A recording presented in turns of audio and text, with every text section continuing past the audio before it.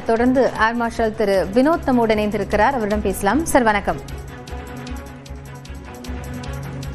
Sir, இப்போ அமெரிக்க அதிபர் Trump வெளிப்படையான ஒரு அறிவிப்பை விடுத்திருக்கிறாரு. அதாவது வெனிசுலா அதிபர் நிக்கோலஸ் மதுரோவை நாடு கடத்தி இருப்பதாக. ஒரு நாட்டினுடைய அதிபர் நாடு கடத்தப்பட்டிருக்கிறார். தாக்குதல் நடத்தப்பட்டது. இருந்தாலும் இந்த நடவடிக்கை அப்படிங்கிறது என்ன பாதிப்பை ஏற்படுத்தும்?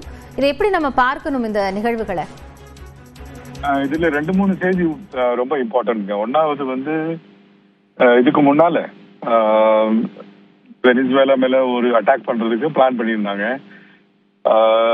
உங்களுக்கு ஞாபகம் இருக்கும், இந்த ரொனால்ட் ரீகன் மேல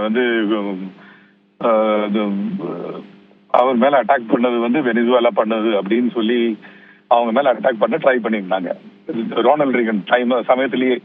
ஆனா ஒரே ஒரு நம்மள மாதிரி ஒரு ஜேர்னலிஸ்ட் அதை தப்புன்னு கண்டுபிடிச்சு அப்போ அந்த அட்டாக் பண்ண முடியாம போயிடுது எங்களுக்கு. ஸோ இது செகண்ட் டைம் இவங்க அட்டாக் பண்ணியிருக்காங்க. இந்த ஏரியால வெனிசுவேலா ரொம்ப ஒரு இம்பார்ட்டன்டான ஒரு கண்ட்ரி. ஸ்ட்ராட்டஜிக் லொகேஷனா இருக்கட்டும், இல்ல நேச்சுரல் ரிசோர்ஸாவா இருக்கட்டும், ஆயில், அந்த மாதிரி நிறைய ரிசோர்சஸ் எல்லாம் இருக்கு. மூணாவது வெனிசுவேலா கண்ட்ரியா இருக்கட்டும், இல்ல அங்க இருக்கிற மக்களுக்கு அமெரிக்கன்ஸ் அதிகமா பிடிக்காது. நாலாவது அது கொஞ்சம் லெஃப்ட் லீனிங் கண்ட்ரி வெனிசுவேலா.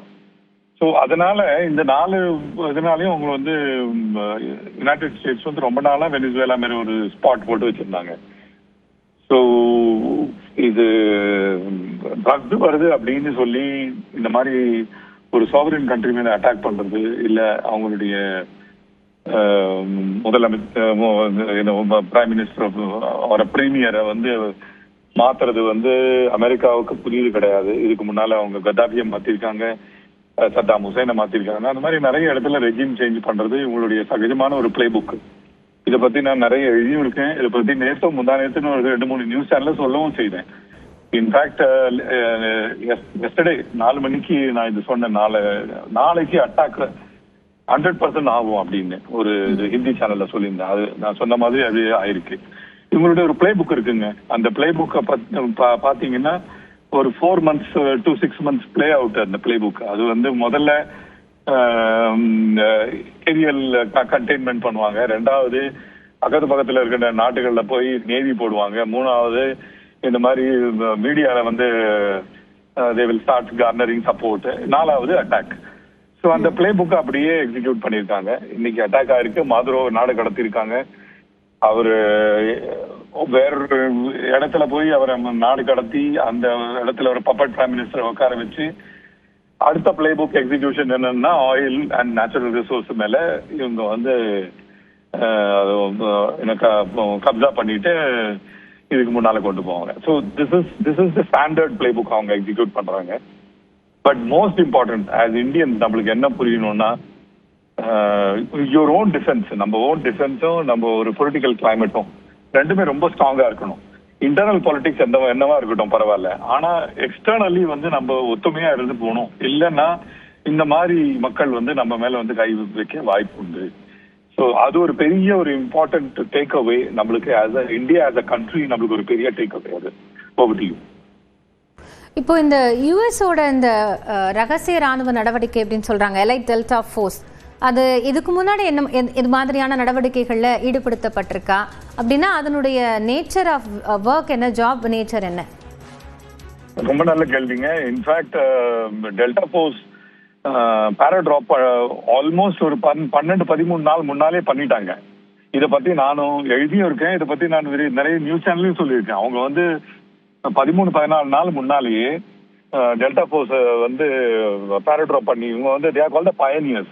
இவங்களுடைய வேலை என்னன்னா போய் ரிகான் சொல்லுவாங்க, ரெகானசன்ஸ். அவங்க அட்டாக் பண்ண மாட்டாங்க, ரெகானசன்ஸ் ரெடியா வைப்பாங்க.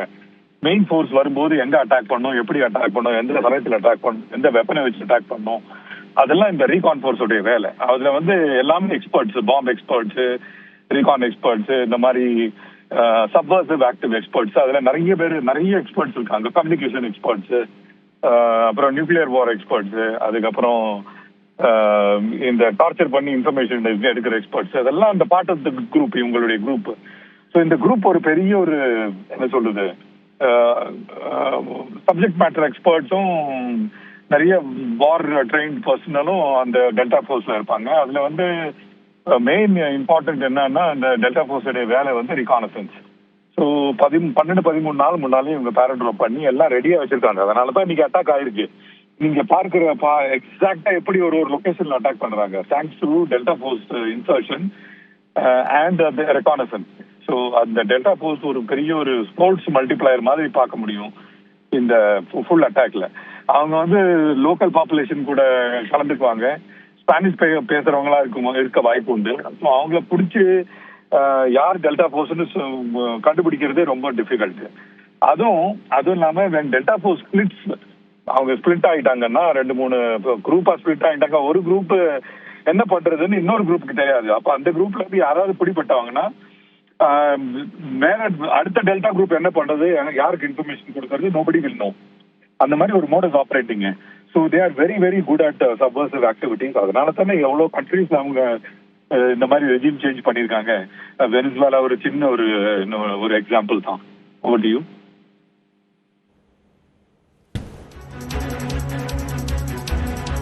இப்போ இந்த மாதிரியான தாக்குதல் பொருளாதார ரீதியான பாதிப்புகளை கொடுக்கும் அப்படின்னு பேராசிரியர் குறிப்பிட்டிருந்தாரு. அப்படி நம்ம பார்க்க வேண்டியது இருக்கா? இது என்னென்ன தாக்கத்தை கொடுக்கும்?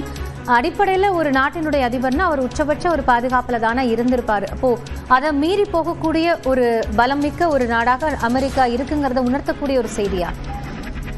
அப்சல்யூட்லி, அதான் நான் சொல்ல வந்தேனே. சின்ன சின்ன நாடுகள், எந்தெந்த நாடுகள் அமெரிக்கா பக்கத்துல இருக்காங்களோ அண்ட் அமெரிக்காவுக்கு அகேன்ஸ்ட் போறாங்களோ அவங்களெல்லாம் இன்னைக்கு இல்லை நாளைக்கு அமெரிக்கா தாக்குதல் செய்துதான் செய்யும். நெக்ஸ்ட் இன் லைன் வந்து கியூபா. நீங்க வந்து மேபி டவுன் த ரோட் நம்ம கியூபாவை பத்தி டிஸ்கஸ் பண்ணலாம். இது முடிச்ச உடனே அடுத்த தாக்குதல் வந்து கியூபாக்கு மேலதான் இருக்க போகுது. ட்ரம்ப் போறதுக்கு முன்னால இது ரெண்டையும் அவர் சால்வ் பண்ணி தான் போவாரு.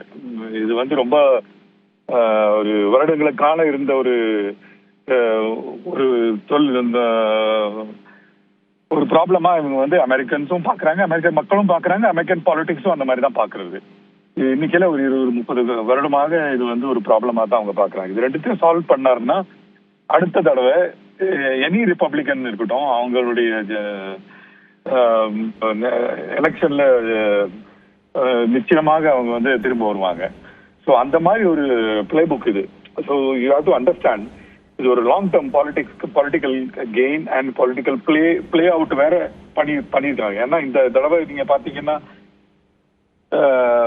ட்ரம்ப்புடைய இருக்கட்டும் இல்ல ரிப்பப்ளிகனுடைய இருக்கட்டும் அவங்களுடைய பாசிட்டிவிட்டி கொஞ்சம் கீழே போயிட்டு தான் இருக்கு. அதனால தான் மம்தானி ஜெயித்து மேயரா வந்திருக்காரு.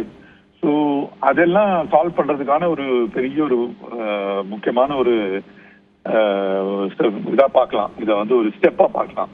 ஒன்னாவது. ரெண்டாவது, நீங்க வந்து நல்ல யூ எக்ஸாக்ட்லி கவர்டு. பக்கத்துல இருக்க தெரிய சின்ன கண்ட்ரீஸ் வந்து ஜாக்கிரதையா இருப்பாங்க. Maybe they will want to become friends. இப்ப ஃபோர்ஸா இருக்கலாம், ஆனா ஃபியூச்சர்ல ஃப்ரெண்ட் ஆக வாய்ப்பு உண்டுங்க. நன்றி ஆர் மார்ஷல், இணைப்பில் வந்து உங்களுடைய கருத்துக்களை பகிர்ந்து கொண்டமை.